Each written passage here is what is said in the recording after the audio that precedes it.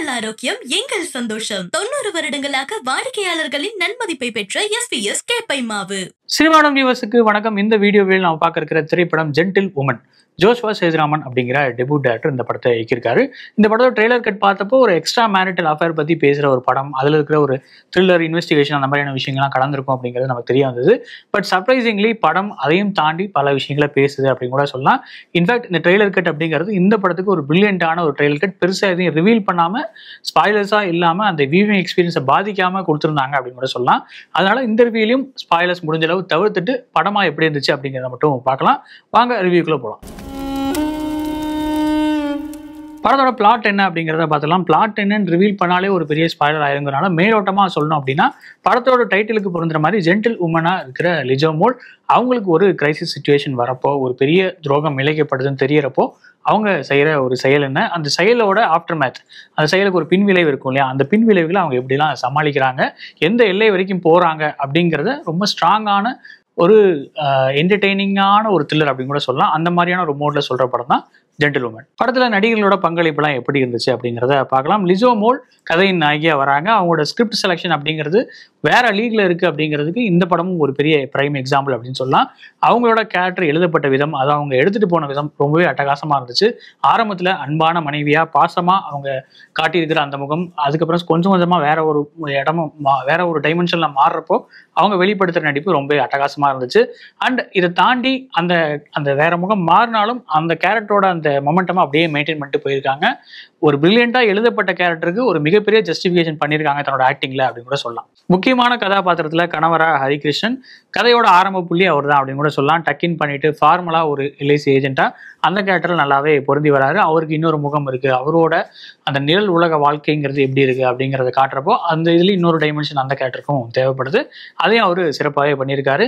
மற்றும் ஒரு முக்கியமான கதாபாத்திரத்தில் இன்னொரு நாயகினே அப்படி சொல்லலாம். அந்த மாதிரியான ஒரு கதாபாத்திரம் லாஸ்ட்லியா செகண்ட் ஹாஃப்ல தான் அவங்களோட கேரக்டர் வருது. பட் அதுக்கப்புறம் அவங்களோட அந்த ஸ்கிரீன் பிரசன்ஸ் அப்படிங்கிறது எக்ஸ்டெண்டடாகவே இருக்கு. அதுக்கு அவங்களும் ஒரு நியாயம் செஞ்சிருக்காங்க. இது வரைக்கும் லாஸ்ட்லியா பண்ண படங்கள்ல அவங்களோட பெர்ஃபார்மன்ஸ் வைஸ் இது ஒரு முக்கியமான படம். இதுதான் எனக்கு தெரிஞ்ச ஒரு ஃபர்ஸ்ட் லெவல்ல ரேட்டிங் பண்ணக்கூடிய ஒரு படமாகவும் இருக்கும் அப்படின்னு சொல்லலாம். சப்போர்ட்டிங் ரோல்ஸ்ல காவல்துறை அதிகாரியா வர ராஜீவ் காந்தி மற்றும் ஒரு பெண் கதாபாத்திரம் தீபிகா அப்படிங்கிற ரோல்ல நடிச்சிருக்க தாரணி, ரெண்டு பேருமே அந்த கதாபாத்திரத்துக்கு நியாயம் செஞ்சிருக்காங்க. ராஜீவ் காந்தியோட நடிப்புல சில இடங்கள்ல டப்பிங் பிரச்சனைகள் இருந்தாலும் ஒரு காவல்துறை அதிகாரியா அந்த விறப்பான ஒரு வேடத்தை சிறப்பாகவே திரையில கொண்டு வந்திருக்காரு. நடிப்புல மட்டும் மற்ற ஆக்டர்ஸை கம்பேர் பண்ணும்போது இன்னும் ஒரு மைல்ஸ்டோன் போயிருக்கலாம் அப்படிங்கிறது தோணுச்சு. அது வந்து ஒரு நீட்டான பெர்ஃபார்மன்ஸ். படத்தோட பாசிட்டிவ்ஸ் என்ன அப்படிங்கிறத பார்த்தலாம். டைரக்டர் ஜோஷ்வா சேதுராமன் ஒரு நோ நான்சென்ஸ் த்ரில்லர் கொடுக்க ட்ரை பண்ணியிருக்காரு. அதில் ஒரு 95% வெற்றி பெற்றிருக்காரு அப்படின்னு கூட சொல்லலாம். படம் ஆரம்பத்தில் ஒரு ஸ்லோவாக நகர்ந்தாலும் ஒரு அன்எக்ஸ்பெக்டட் டேர்னுக்கு அப்புறம் அப்படியே சும்மா அந்த ஸ்லோ பேர்ன் த்ரில்லர் அப்படிம்பாங்களே அந்த மாதிரி ஒரு பேட்டர்னுக்குள்ளே போயிருது. ஒவ்வொரு காட்சியுமே அட்டகாசமாக அந்த thrill moment edge of the seat thriller மாதிரியே நகருது. இதுக்கு இடையில டார்க் ஹியூமர் அப்படிங்கிற மாதிரியான சில மொமெண்ட்ஸும் அங்கங்கே ஸ்க்ரீன் பிளேல ஆட் பண்ணியிருக்காங்க. அது எல்லாமே பக்காவாக கிளிக் ஆகிருக்கு.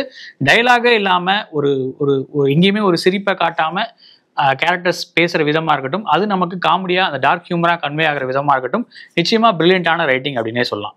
இந்த த்ரில்லருக்கு தீனி போடுற மாதிரி ஃபோர் ஷேடோவிங் அப்படிங்கிற விஷயத்த ஃபர்ஸ்ட் அரை மணி நேரத்தில் ரொம்ப அட்டகாசமாகவே பண்ணியிருந்தாங்க.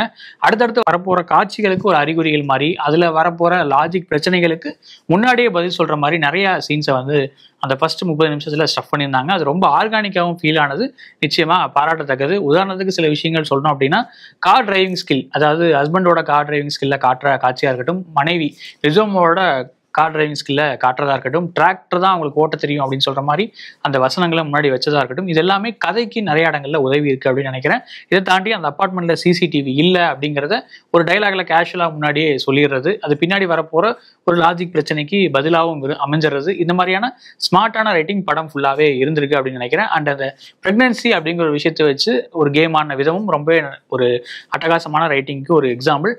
செகண்ட் ஹாஃப்ல வரப்போற சில பல காட்சிகளுக்கு நம்ம ஃபர்ஸ்ட் ஹாஃப் இருக்கிற காட்சிகளை பொருத்தி பார்த்தோம் அப்படின்னா, ஆமாம் இதுதான் முன்னாடி சொல்லிட்டாங்கல்ல அப்படிங்கிற மாதிரியான ஒரு அன்எக்ஸ்பெக்டட் ஒரு ஃபீலும் கிடைக்குது. அது நிச்சயமா இந்த படத்துக்கு பாசிட்டிவா ஒர்க் ஆயிருக்கு.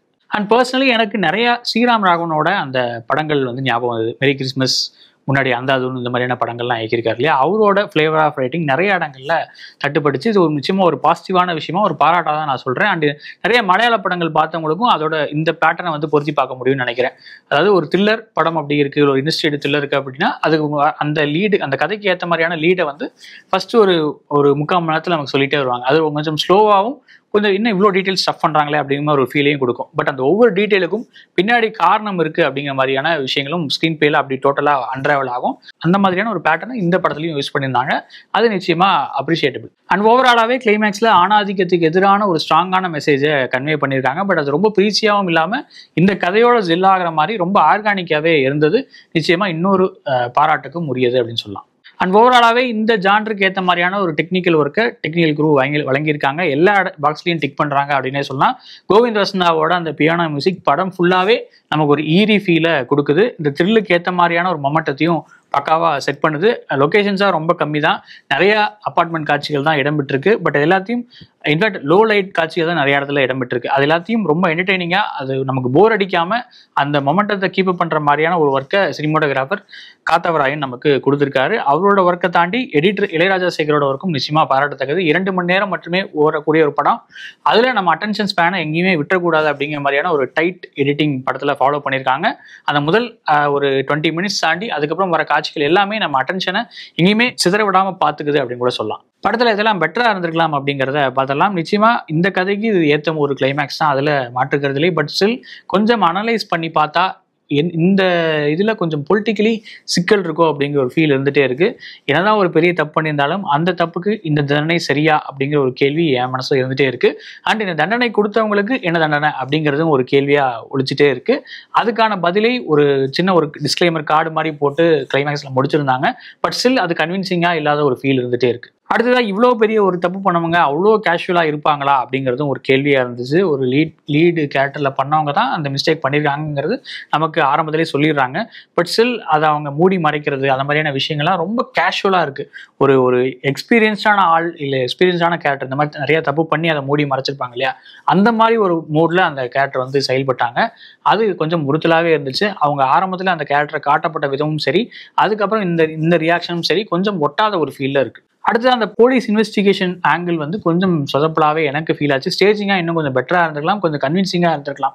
ஆக்டிங் ஒரு பெரிய பிரச்சனை அப்படிங்கிறத தாண்டி அந்த இன்வெஸ்டிகேஷன் மூட்லையும் நிறையா சிக்கல்கள் இருந்த மாதிரி இருந்துச்சு. ஒரு பேசிக்கான விஷயத்தை கூட அந்த இன்வெஸ்டிகேஷனில் மிஸ் பண்ணிட்டாங்களோ அப்படிங்கிற ஒரு ஃபீல் இருந்துகிட்டே இருக்குது. பட் ஸ்டில் எகைன் அதுதான் இந்த படத்தோட பாயிண்ட்டாகவும் இருக்குது அப்படின்னு நினைக்கிறேன். அவங்க அப்படி இருக்காங்க அப்படிங்கிறத காட்டுறதுக்காக தான் அந்த காட்சிகள் அப்படி எழுதியிருக்காங்க அப்படின்னு நினைக்கிறேன். அப்படி இருந்தால் அது பிரில்லியன்ட் தான். பட் ஸ்டில் அந்த இடத்துல அந்த ஆங்கிள் அப்படிங்கிறது கொஞ்சம் முறுத்தலாகவே இருந்துச்சு. படத்தோட ஓவரால் வடிட்டு என்னன்னா, நிச்சயமாக ஒரு அட்டகாசமான த்ரில்லர், தியேட்டர் அனுபவத்துக்கு ஏற்ற ஒரு த்ரில்லர் அப்படின்னு கூட சொல்லலாம். நிறைய காட்சிகளில் அந்த டார்க் ஹியூமர் பர்ஃபெக்டாக ஒர்க் ஆகிருக்கிறது, த்ரில் மூமெண்ட்ஸ் நம்மளை அட்டென்ஷனை ஹோல்ட் பண்ண வச்சிருக்கிறது, இது எல்லாமே இந்த படத்துக்கு பெரிய பாசிட்டிவ்ஸ். அதனாலே இந்த படத்தை ஒரு குட் வாட்ச் அப்படிங்கிற மாதிரி நான் ரேட் பண்ணுவேன். ஒருவேளை இந்த படத்தை நீங்கள் பார்த்துருந்தீங்க அப்படின்னா உங்களோட வியூ என்ன அப்படிங்கிறத கமெண்ட்ல சொல்லுங்கள். வேற ரிவ்யூவில் உங்களை மீட் பண்ணேன். நன்றி. உங்கள் ஆரோக்கியம் எங்கள் சந்தோஷம். 90 வருடங்கள் 5 தலைமுறைகள் என்றும் வாடிக்கையாளர்களின் நம்பிக்கையை பெற்ற SPS கேப்பை மாவு.